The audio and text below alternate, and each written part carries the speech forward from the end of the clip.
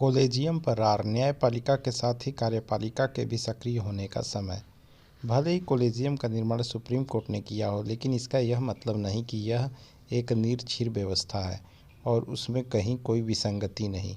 Collegium व्यवस्था में न केवल विसंगतियां हैं, बल्कि वह लोकतांत्रिक मूल्यों के अनुकूल भी नहीं है।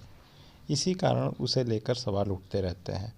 कानून एवं कार्मिक मंत्रालय से जुड़ी संसदीय समिति ने उच्च न्यायालयों में न्यायाधीशों की नियुक्ति में देरी पर चिंता जताते हुए यह जो कहा है कि कॉलेजियम पर जारी गतिरोध को दूर करने के लिए न्यायपालिका के साथ कार्यपालिका को भी सक्रिय होना चाहिए, उस पर दोनों को ही ध्यान देने की आवश्यकता है।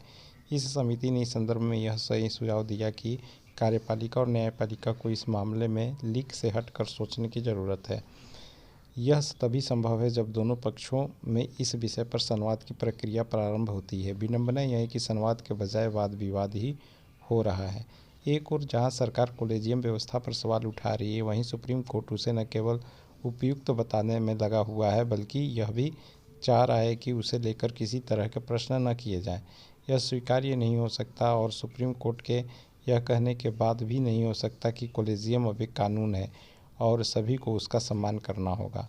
भले ही कॉलेजियम का निर्माण सुप्रीम कोर्ट ने किया हो, लेकिन इसका यह मतलब नहीं कि वह एक निरक्षीर व्यवस्था है और उसमें कहीं कोई विसंगति नहीं।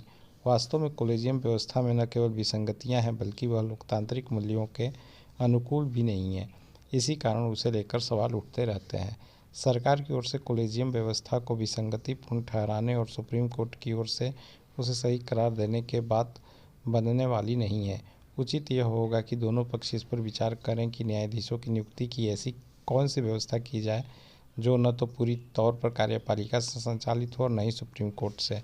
यह व्यवस्था ऐसी होनी चाहिए जिससे उच्चतर न्यायपालिका के लिए यथासंभव योग्य एवं निष्पक्ष तरीके से कार्य करने वाले न्यायाधीशों की नियुक्ति संभव हो सके। न्यायिक नियुक्ति आयोग का गठन करके ऐसी ही व्यवस्था बनाने की कोशिश संविधान संशोधन विधेयक के जरिए की गई थी। सुप्रीम कोर्ट ने इस विधेयक को असंवैधानिक करार दिया। इसे लेकर आज भी सवाल उठते हैं और इसका कारण यह है कि सुप्रीम कोर्ट ने न्यायिक नियुक्ति आयोग की खामियों को दूर करने की कोई पहल करने के बजाय उसे सिरे से खारिज कर दिया। इससे न्यायाधीशों की नियुक्ति का अधिकार उसके पास ही बना रहा। उचित यह होगा कि सुप्रीम कोर्ट यह समझे कि कॉलेजियम व्यवस्था में बदलाव की आवश्यकता है। यह व्यवस्था पारदर्शिता की भी मांग करती है। क्या यह विचित्र नहीं कि जिस सुप्रीम कोर्ट को चुनाव आयुक्त की नियुक्ति और नोटबंदी के फैसलों की फाइल चाहिए, वह कॉलेजियम के तहत न्यायाधीशों की नियुक्ति का कोई विवरण देने को तैयार नहीं।